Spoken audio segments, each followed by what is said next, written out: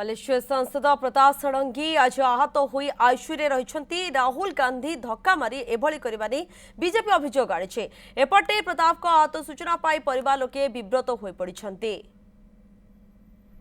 परिवार लोकों अधिक आलोचना करछंती नीलगिरी प्रतिनिधि हमर ब्रज किशोर पाणी।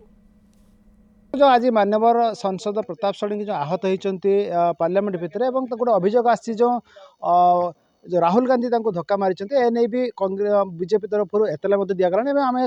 ठीक बासभवन अच्छु देखिपु चित्र गोटे परिवार भी गोटे ये घटना शुणी विव्रत हो पड़ता सीधा सड़क प्रतिक्रिया रखा परिवार भौणी जो रोचे केयर टेकर भौणी भी रोते सीधा सड़क प्रतिक्रिया ना कौन कहे आज संसद गोटे आहत हेले रक्ताक्त होती आईसीयू भी अच्छा कौन कह मु तो गाधेते जाइए धाई शुणिकी मो ननार किस है कादी कादी धाई बड़ दुखद घटना ये कहीं एरख कले अभियोग भी आसानी धक्का मारते से पड़गले अप्रस्तुत भाव थे सी तो कहारी किसी क्षति करती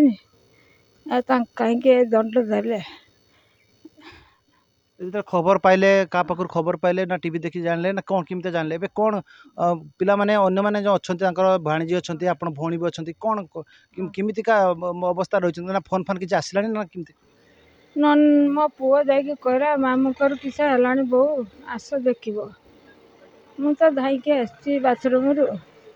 आसिक शुणिकी मो दि भल ना मो मन दुखरे अच्छी आ किस कहनी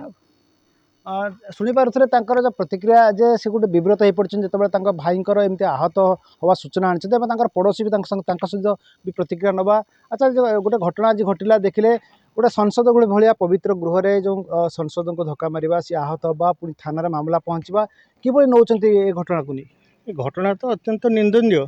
एवं आम भारत बर्षर इतिहास भितर यहाँ गोटे कला इतिहास हो जापे बोली आम भावुँ कारण एमती घटना भी पार्लियामेंट न आसो भविष्य किंतु मुझे शुणा पर अत्यंत मर्माहत आशु आरोग्य कामना करुच्ची भगवान पाखे प्रार्थना करुच्ची खूब शीघ्र से भल होते एवं एतद भिन्न जो मैंने घटन संश्लिष्ट अच्छा से दृढ़ दृढ़तर कार्यानुष्ठान ग्रहण करा दृष्टांतमूलक पदक्षेप नि भविष्य ए प्रकार घटना पुनरावृत्ति न हो भारत इतिहास भारत इतिहास रे भली घटना पुनरावृत्ति न हो तो ये घटना जिते शुणिले पड़ोशी जो गोपीनाथपुर अंचल जो जन्ममाटी पड़ोशी मैंने गोटे विव्रत हो पड़ते जो भौणी सी भी घटन मर्माहत होती सबुठार गुरुत्वपूर्ण कथा पड़ोशी मैंने एभली घटना गोटे गोटे निंदनीय घटना घटनार गोटे तदंत भी दाबी कर नीलगिरी ब्रजकिशोर पाणी न्यूज़ 7।